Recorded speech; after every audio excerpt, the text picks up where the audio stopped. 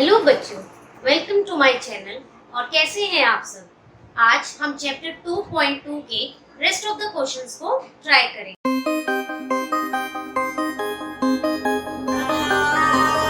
तो let's start. सो आज question number है chapter second exercise 2.2। Question number कहाँ तक कर लिए थे? लास्ट क्लास में हमने 11 तक क्वेश्चन किए थे। आज हम 12 से कंटिन्यू करेंगे। So question number 12 is 15 years from now Ravi's age will be 4 times his present age. What is Ravi's present age? यानी कि लिखा है 15 साल अब से, फ्रॉम नाउ मीन्स अब से 15 साल बाद रवि अपनी एज का 4 टाइम्स होगा। तो देखिए रवि की प्रेजेंट एज जो है उसे हम लेट कर लेंगे क्या, x। ठीक है। अब 15 years from now देखिए, यानी कि after 15 years Ravi's age will be 4 times his present age। अपनी प्रेजेंट एज का 4 टाइम्स, टाइम्स मैंने आपको बताया था multiply sign, 4 means 4, his present age x। तो आपकी सेकंड इक्वेशन क्या बन गई? Ravi's age equal to 4x। और 15 years बाद, तो आज अगर किसी की एज 2 years है तो 15 years बाद 15 ऐड होगा, तो ये बन गई प्लस 15, राइट। अब अकॉर्डिंग टू क्वेश्चन हम दोनों को कंपेयर करते हैं। आफ्टर 15 years रवि की एज हो जाएगी x प्लस 15, क्योंकि अगर अभी प्रेजेंट एज x है तो 15 साल बाद क्या होगा, उसमें 15 ऐड हो जाएगी। अब देखिए 15 year from now Ravi's age will be 4 times, तो 4 टाइम्स में 4x और उसकी 15 ईयर बाद की एज x प्लस 15।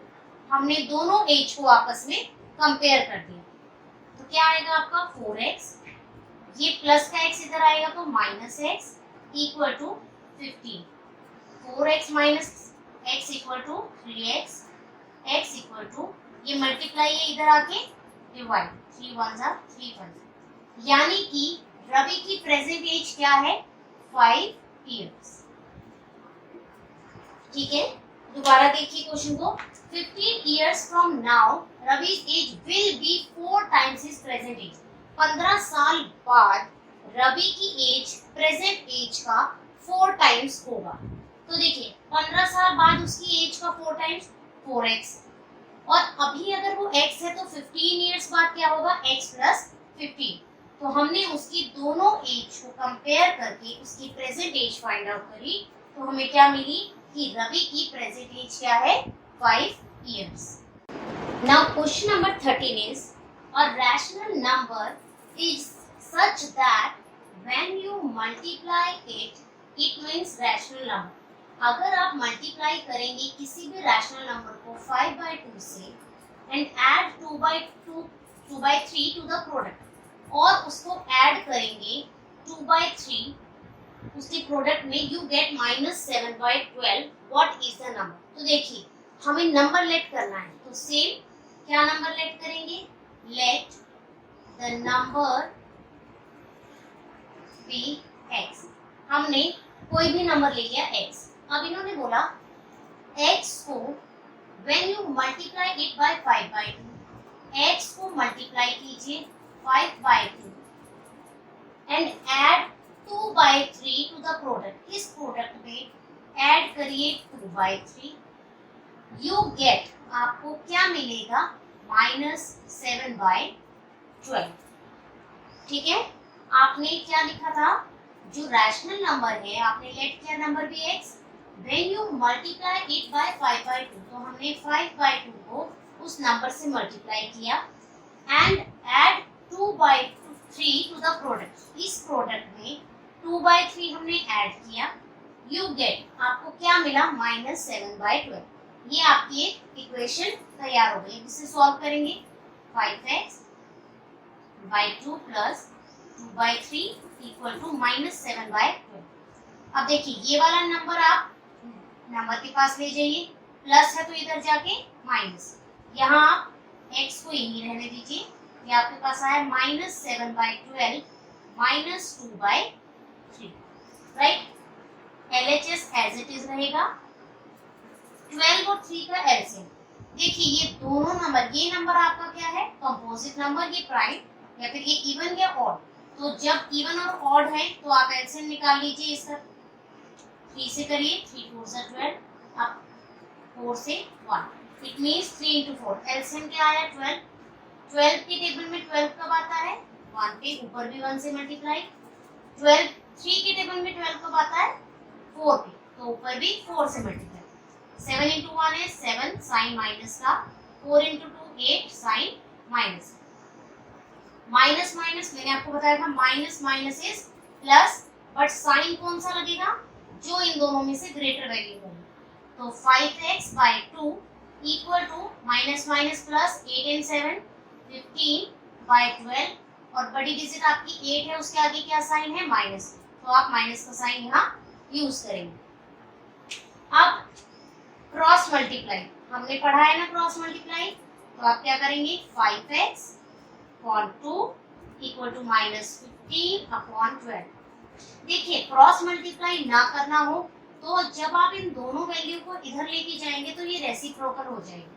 अगर आपको वो कॉम्प्लिकेटेड लगता है तो आप अपने तरीके से इसे क्रॉस मल्टीप्लाई करके इजीली सॉल्व कर सकते हैं, तो भी गलत नहीं होगा।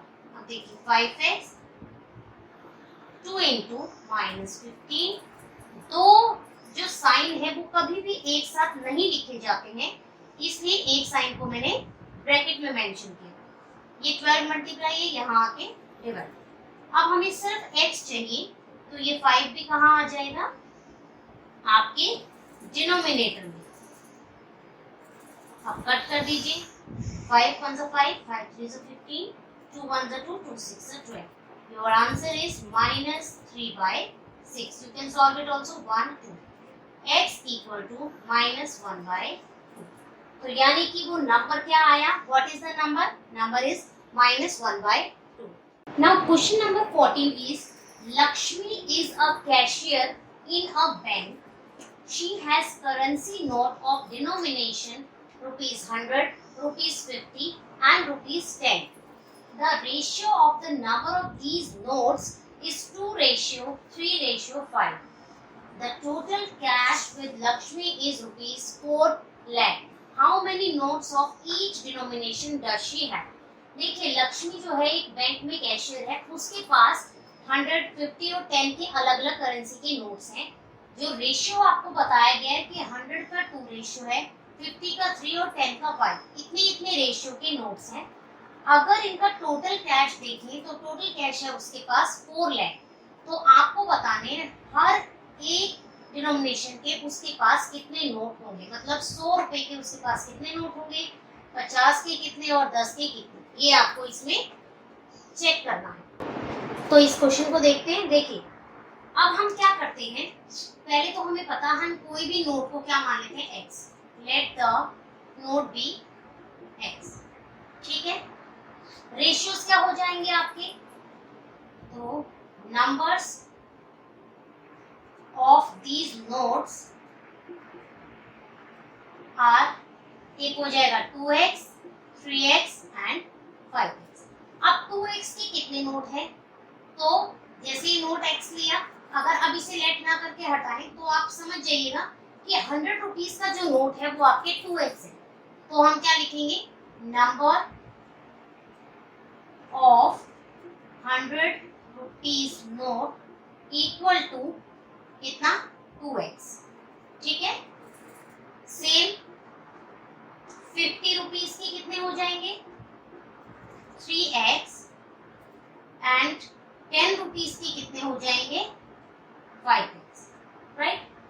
अब देखिए नंबर ऑफ रुपीज 100 नोट, तो 100 रुपीज के नोट 2x होंगे तो ऑटोमेटिकली इनटू 100। क्यों,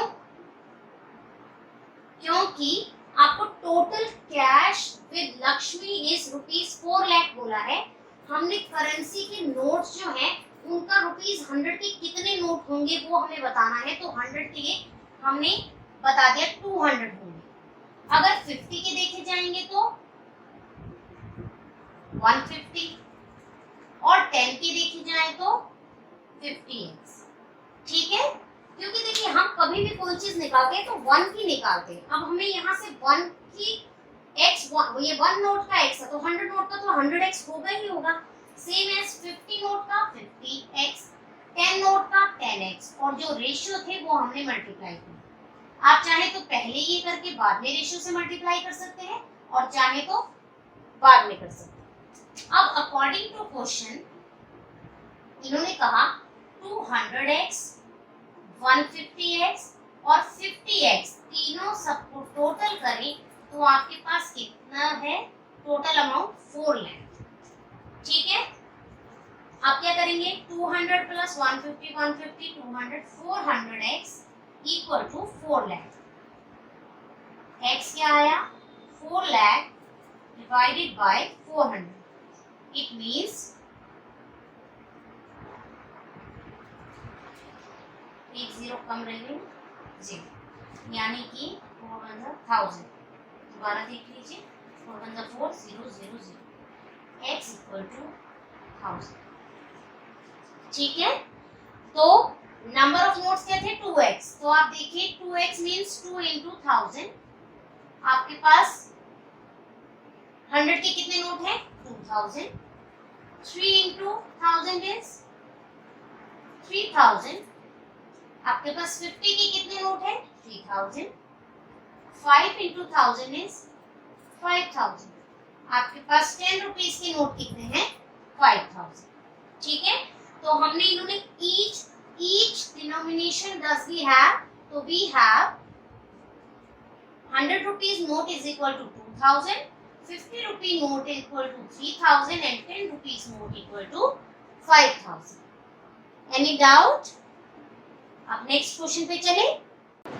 Now question number 15 is I have a total of rupees 300 in coin of denomination rupees 1 to 5, यानी कि 300 रुपए के कॉइन टोटल, जिसमें से 1 रुपीस के हैं, 2 रुपीस के हैं, 5 रुपीस के। 2 रुपीस के कॉइन जो हैं, रफली देखिए, जो 2 रुपए के कॉइन हैं वो 5 रुपए के कॉइन से 3x है।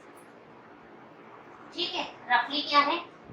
जो 2 रुपए के सिक्के हैं वो 3 टाइम्स हैं 5 रुपए कॉइन से। ठीक है, और टोटल नंबर ऑफ कॉइन 160, और टोटल कॉइन कितने हैं? 160। लेकिन इन्होंने 1 का तो कुछ बताया ही नहीं, राइट? हमें 5 तो देखिए 3 times the number of rupees 5 coin, यानी कि इसका 3 टाइम्स यानी कि x। तो हम 5 वाले को x लेंगे तो हमें 2 कॉइन वाले मिल जाएंगे 3x। समझ आया आपको? समझ आया क्या कह रही हूँ? कि 2 रुपीस कॉइन इज 3 टाइम्स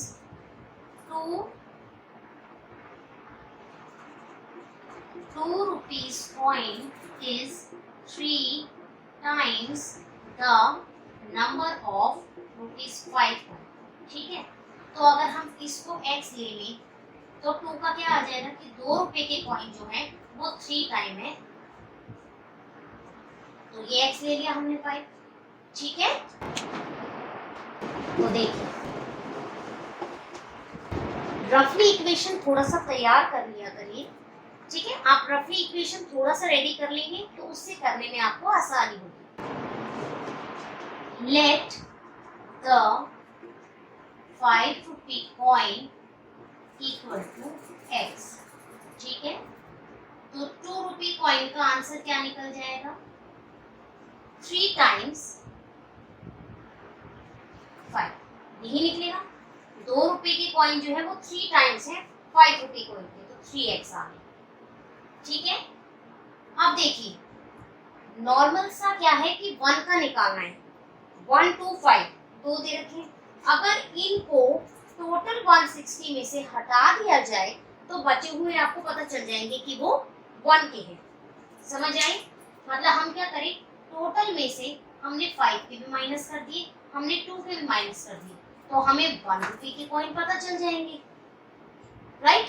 तो देखिए हम सबसे पहले एक चीज देखिए, 5 रुपी कॉइन है, ठीक है, उसके x है, तो अगर मैं इसका सेम प्रीवियस क्वेश्चन की तरह 1 का है 5 के कितने हो जाएंगे आपके पास, वो हम सॉल्व कर लेते हैं। आप सबसे पहले क्या करेंगे, इंटू 5 कर दीजिए। तो आपके पास 5 के कितने आ गए, 5x।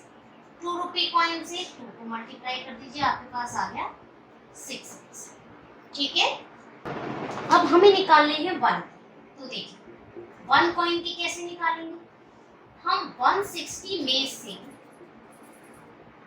जो आपके 5 और 2 के हैं वो हम क्या कर देंगे, दोनों को माइनस कर देंगे। ठीक है, अब एक चीज देखिए, आपको अगर इसको समझने में कंफ्यूजन है तो अभी मैं इसको हटा देती हूँ, आप इतना देखिए।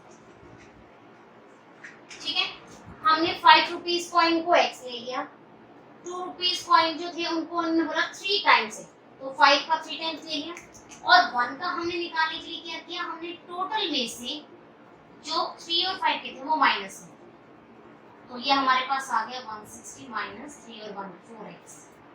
तो ये आपकी फर्स्ट इक्वेशन आ गई, ये सेकंड आ गई और ये थर्ड आ गई। राइट, अब देखिए कॉइन्स की बात की जाए, ये 5 कॉइन है, ये तो 1 का है ना, तो 5 का करने के लिए हम इसे मल्टीप्लाई करेंगे 5 से, इसे मल्टीप्लाई करेंगे 2 से और इसे मल्टीप्लाई करेंगे 1 से। यहाँ कोई डाउट है आपको, ये सिर्फ इसलिए किया क्योंकि 5 कॉइन है, हमें तो 1 कॉइन का x है तो 5 कॉइन का 5x होगा ही होगा। सेम एज 2 कॉइन का 3x है तो 2 कॉइन इंटू 2 करेंगे तो वो 2 कॉइन का आ जाए। आप तीनों इक्वेशन क्या आई, अकॉर्डिंग टू क्वेश्चन टोटल 160 है तो इसको अलग रख देंगे इन दोनों को, 1 2 एंड 5। यहाँ करते हैं 5x, यहाँ आ गया 6x और यहाँ आ गया 160 माइनस 4x। राइट, अब देखिए अकॉर्डिंग टू क्वेश्चन टोटल 300 दिया हुआ, तो हम तीनों को ऐड करेंगे 5x plus 6x plus 160 minus 4x equal to 300। 5 6 and 5 11x हो गया, ये 4x यहाँ लिख लीजिए plus 160 equal to 300। 11 minus 4 7x, ये माइनस कर दो 160, 7x 10 में से 6 4 1 0। ठीक है, अब 7x निकालेंगे, x क्या आएगा 140 डिवाइड बाय 7 20। ठीक है, तो हम बताएंगे कि 5 रुपीज कॉइन के कितने आपके पास कॉइन्स हैं, तो 5 को कॉइन को मल्टीप्लाई कर लीजिए 20 से यानी कि 100, 6 को करेंगे 20 से तो 120 और यहाँ वैल्यू रखेंगे 20 तो क्या आएगा 80। राइट, तो आपके पास 5 रुपीज कॉइन की कितने कॉइन है 100, 2 रुपीज कॉइन के 120 एंड 1 रुपी कॉइन के 80। ठीक है बच्चों, नेक्स्ट क्वेश्चन देखिए। Now question number 16 is the organizers of an essay competition decide that a winner in the competition get a prize of ₹100 and a participant who does not win get a prize of ₹25। यानी कि जो जीतेंगे उनको 100 rupees और जो नहीं जीतेंगे उनको 25 रुपीज गिफ्ट प्राइज में मिलेगा। The total prize money distribute is 3000। उन्होंने 3000 रुपीज जो है वो डिस्ट्रीब्यूट करने हैं। तो नंबर ऑफ विनर्स निकालने हैं, अगर टोटल पार्टिसिपेंट 63 है तो देखिए सबसे पहले हम लेट करेंगे हमारे पास क्या है और क्या नहीं। देखिए let find the number of winners, late the number of winners, हम विनर्स को क्या मान लेंगे x। राइट, तो जो लूजर है यानी कि आप लिखेंगे participant who doesn't win, participant who doesn't participate लिख दीजिए, who doesn't win लिख दीजिए, who doesn't win कितने हो जाएंगे। तो देखिए इसमें हमें ये पता है कि टोटल नंबर ऑफ पार्टिसिपेंट कितने हैं 63। अब देखिए पार्टिसिपेंट हु डजंट विन, तो 63 में से अगर विनर्स माइनस कर दें तो बचे हुए नॉन विनर्स हो जाएंगे। टोटल 63 पार्टिसिपेंट में से विनर्स निकाल दो, तो बचे हुए आपके पास क्या आ गए, हु डजंट विन, राइट। अब देखिए जितने भी विनर्स हैं उनको कितने रुपीस मिलेंगे, 100। तो आप ये कर सकते हैं इंटू 100, विनर्स को कितने रुपए मिलेंगे, 100। Any doubt? और जो नहीं जीता उन्हें कितने मिलेंगे, 25। ठीक है, कोई डाउट? अब मल्टीप्लाई कर लेते हैं।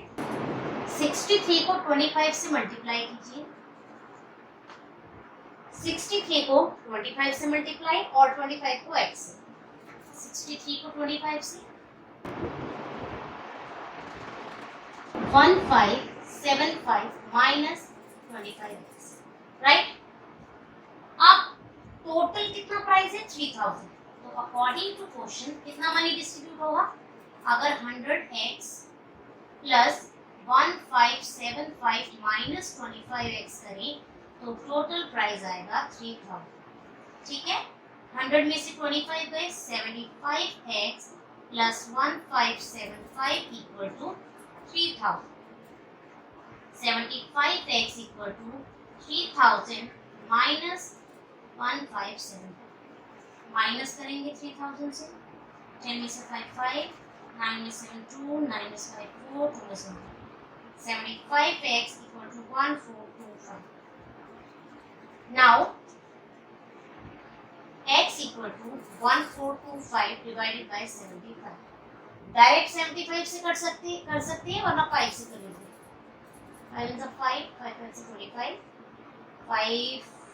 5 is 10, 5 is 40, 5 is 25, 15 ones are 15, 35, 135, 15 sevens are 130. X equal to 70. It means number of winners कितने आ गए आपके पास, ये x है तो number of winners कितने आ गए, 70। ठीक है क्लास, तो देखिए बच्चों आज हमने 2.2 एक्सरसाइज पूरी तरीके से फिनिश कर ली है। आपकी क्वेरीज, आपके डाउट्स आप बेझिझक कमेंट करके बताइएगा। फिर उसके बाद में आपके डाउट्स हो गए या कोई भी क्वेरी होगी या किसी भी क्वेश्चन में आपको कुछ डाउट हुआ या कुछ मेरा आपको समझ ना आया हो तो आप बताइएगा। नेक्स्ट क्लास में मैं वो क्लियर कर दूंगी और वरना हम कोई क्वेरी क्लास रखेंगे तो क्लियर कर देंगे। टिल देन आप अच्छे से पढ़ाई कीजिए, अपना ध्यान रखिए, टेक केयर, बाय बाय।